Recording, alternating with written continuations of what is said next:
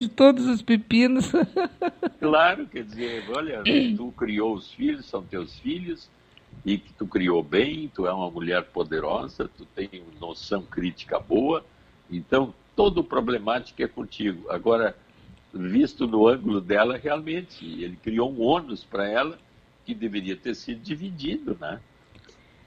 Mas ela coloca aqui exatamente isso. Ficou tudo nas minhas costas. Tudo sempre. A mãe é dominadora, a mãe parece uma nazista, a mãe sempre fui xingada. Agora me dei conta do porquê. Estou há dias querendo comentar isso com vocês. Tu vê, ela poderia na época ter se dado conta disso, e quando uma filha chamava ela de nazista, dominante, filha, vai conversar com teu pai para ver o que vocês dois acham, depois a gente conversa de novo.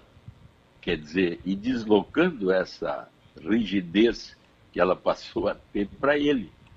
Mas ele confortavelmente deixou ela perdida aí. Então, já que eu tenho poder, eu tenho regras. Ah, mas mãe, essas regras são rígidas demais. Aí ela passa a ser a poderosa que manda, comanda, e não se deu conta. Se deu conta agora e realmente eu acho que ela tem razão e está revoltada. Está revoltada. Ah, mas pensa bem, né? Faz um balanço aí de perdas e danos, garanto como está tudo bem. E tu te Não, desenvolveu no muito geral eu bem. tenho a impressão que os É. filhos agora a entendem e a valorizam nesse aspecto, né? Sim, o mais velho é que lembrou desse papo. Ah, o mais velho, olha só. Mas parece que todos são muito ligados nela. Sim, tanto que estão conversando sobre um assunto que é bem.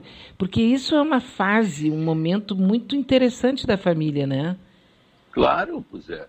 É um momento que nós estávamos falando há pouco das normas que devem ser introjetadas e serem automáticas. Quer dizer, a estrutura do superego funciona que nem aprender a caminhar. Eu gradativamente, muscularmente, vou introjetando a maneira de caminhar e depois ela fica inconsciente. Eu não penso, quando eu levanto uma cadeira, como é que eu vou caminhar até a porta. É um comportamento instintivo, pode-se dizer, mas não é instintivo, é aprendido muscularmente e depois introjetado na minha estrutura nervosa. A mesma coisa a estrutura psicológica vinculada às ordens e às linhas ético-morais. No início, eu tenho dificuldades de. Eu sou manipulador, eu sou malandro, eu quero isso, eu quero aquilo, eu quero comer mais, eu quero abusar do meu amiguinho.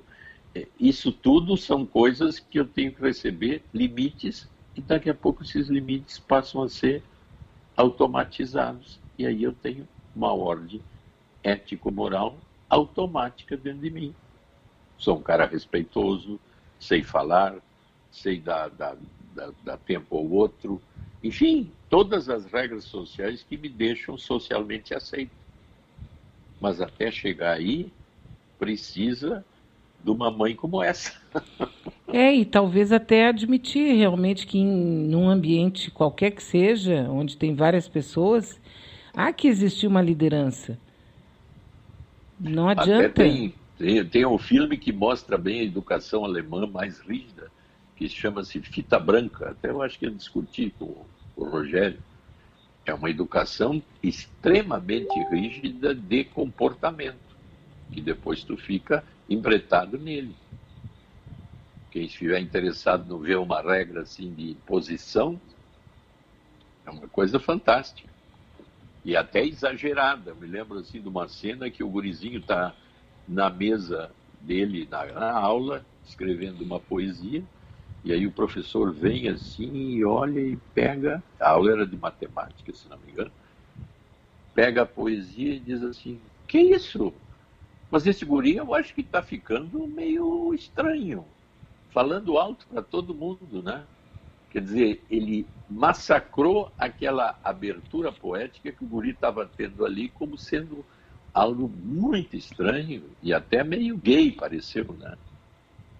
Na Mas, frente de todo mundo, quer dizer, um embretamento de uma educação social mais agressiva e violenta. Internamento, por exemplo, no tempo que as pessoas eram internadas, passavam 6 meses no colégio interno, regras diretivas absolutas.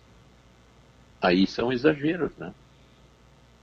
Claro, isso deve magoar profundamente a criança, né? Aí fazem marcas que depois eu posso repetir com o outro. Uhum. Porque se eu aprendi a ser tirano, pobre daqueles que estão abaixo de mim, né?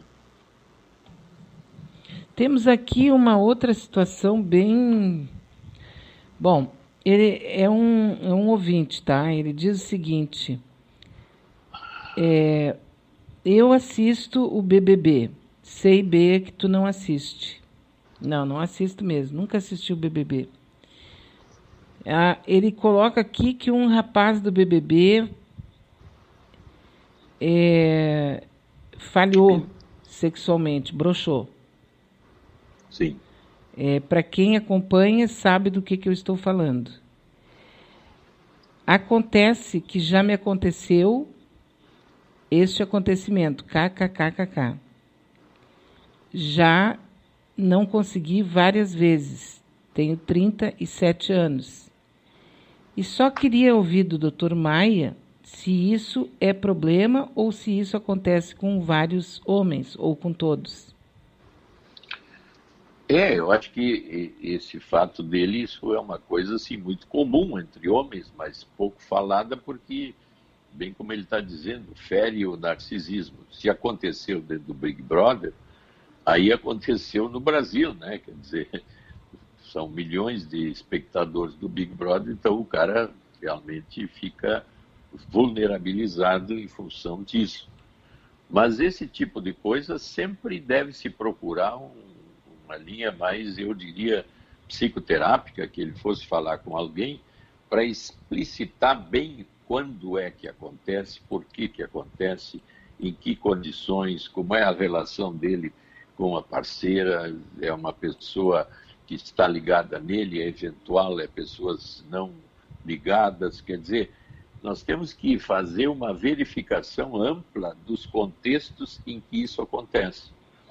Depois de fazer isso, então, aí dá para cada vez mais chegar a uma conclusão específica de onde está o problema e como deve-se levá-lo até a cura. Porque às vezes tem muita coisa ligada ao aspecto físico. Então, um bom urologista pode chegar a uma situação de diagnóstico perfeito e abrir um campo novo. Se a coisa é mais psicológica, então aí uma terapia, porque tem sexólogos aí, né, que trabalham exatamente com a área da sexologia, do sexo, então juntar as duas coisas. Primeiro ver o físico e depois ver o psicológico, ou simultaneamente. E aí ele vai ter uma noção clara do que realmente está acontecendo com ele. Sim, mas falhar de vez em quando é uma coisa natural, né? Pois é, mas aí, como nós estamos vendo, a falha tem um efeito psicológico na pessoa que eu posso ser assim, bem como tu disse. Falhei, qual é o problema? Sim. Eu vou ver, daqui a pouco Vamos fazer uma pipoca. Assim, de cada 10 falho uma, está dentro da estatística. Mas se isso dói psicologicamente e aumenta o problema na próxima, na seguinte... Na próxima, aí nós estamos começando, a invasão da insegurança começa a gerar mais problemas.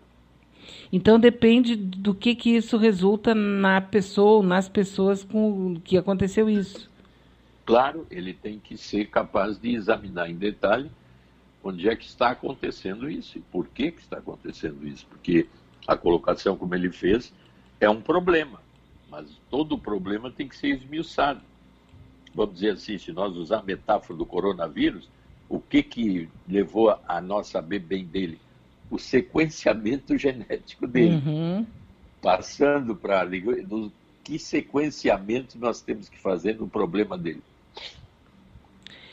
Sim, porque, na verdade, essa é uma das vantagens femininas. Talvez uma das maiores, né? Porque não há necessidade nenhuma da mulher ter que fazer prova física de que está interessada e que está bem. Não, ela é mais assim, uma coisa tão... Ela não precisa demonstrar nada. A demonstração dela realmente é de querer ou não querer, né? Fisicamente, a mulher... Bom, tem mulheres que demonstram isso numa série de maneiras, mas é que no homem a potência é visível, né? E a impotência também é visível. Então passa a ser sério, né? Uhum. Muito bem, olha só, nós temos agora 9h47. Nós temos 9h47 e você pode participar pelo 986877340. 986877340. Tem pessoas que perdem a sua credibilidade, não é? Estou vendo agora aqui uma manifestação do Cabral, que era governador do Rio de Janeiro. Ele está fazendo algumas, tipo assim, agora eu vou contar tudo, né? Começou a contar sobre a ex-esposa. Começou a contar que ela sabia, que ela faz parte, blá, blá, blá. E eu fui, então, por que será que ele começou a contar? Porque até então ele estava mantendo ela meio que distanciada, né? Aí eu fiquei sabendo que ela pediu de volta o apartamento que era deles, que tinha sido alugado para outra pessoa. Ela pediu o apartamento de volta e vai morar com um novo namorado. E então agora ele começou a contar sobre ela, agora ele também está contando coisas sobre o Lula. Quer dizer, que credibilidade tem uma pessoa dessas? Porque aí, como esse cara tinha ele vai ficar preso 200 e tantos anos, né? Ela não quer esperar, né? Eu acho melhor não, né? Então, aí eu começo a perder coisas e aí os meus ressentimentos aparecem, então eu começo a levantar outras coisas que eu tinha escondido, né? No caso dele, como ele tinha assim, um esquema quase fantástico de corrupção, à medida que ele vai perdendo as coisas, ele, como não tem mais nada a perder, parece que a última coisa que ele tinha era esperança que ela continuasse com ele, né? Sim. Então, com essa perda última aí dele, que eu acho que ele perdeu já tudo, ele começa a esmiuçar coisas agora por ressentimento, por ciúmes. Sim, mas aí fica comprometido, é tipo assim, uma gota de qualquer produto dentro de um copo d'água, tu compromete toda a água. Aí é por isso que essas delações premiadas são problemáticas, né? Tem coisas que são reais e outras que são ressentimentos e agressividade gratuita ao outro, né? Então é complicado esse tipo de valorização, né? A não ser que tenha provas, né? Tá certo. Vamos dizer que ele daqui a pouco levante, olha, ela tem dinheiro tal banco na Suíça ou tal lugar. Aí o investigador vai lá e vê, bom, então é uma denúncia que não é vazia. Muito bem. Nós temos aqui uma pergunta, uma fala da Lúcia Santos. Vamos ouvi-la? Bom dia, Beatriz. Bom dia, doutor Maia. Bom, sobre o Grauzio, eu acho assim, que as pessoas estão, então, assim, esquecendo. Ele é um médico, né? E quem errou, na realidade, foi quem deixou a reportagem entrar e quem deixou entrevistar exatamente essa pessoa. Tá errado? Tá. Não tem que dar espaço para esse tipo de pessoa que comete crime, assim, desse grau, ainda mais com a criança? Não deve, tá? Só eu acho que a gente não pode ser assim tão radical, sabe? Eu não acho que a Globo não ia dar um tiro no próprio pé, nem o Grauzio ia se expor assim, tá? Então, acho que ele agiu como um ser humano, como eu agiria, eu acho que como tu agiria. Se tu não sabe, tu não vai julgar a pessoa, né? Se o cara tá ali levando pau da polícia e passa alguém, a pessoa, as próprias pessoas que estavam antes me dando pau ali falando, não, que eu estava errada, isso, aquilo, essas próprias pessoas, se veem a polícia batendo num moleque de 13 anos, vai ali e vai querer intervir, entendeu? Mas esse rapazinho de 13 anos, muitas vezes pode ter cometido, já pode ter matado. Eu conheço um que matou uma pessoa aos 10 anos. Então, né, e eu conheço muita criança que é capaz de coisas que nem, que a gente até duvida. Então, não dá para a gente ser julgador assim, desse jeito. E dizer que tudo que a Globo tem nada presta, e dizer que teve gente ali que colocou, esse cara, produto da Globo, é um demagogo, eu nunca gostei muito desse médico, não sei o quê. Isso aí é besteira, na minha opinião. Porque nem todo mundo que trabalha na Globo não presta. né? Tem gente que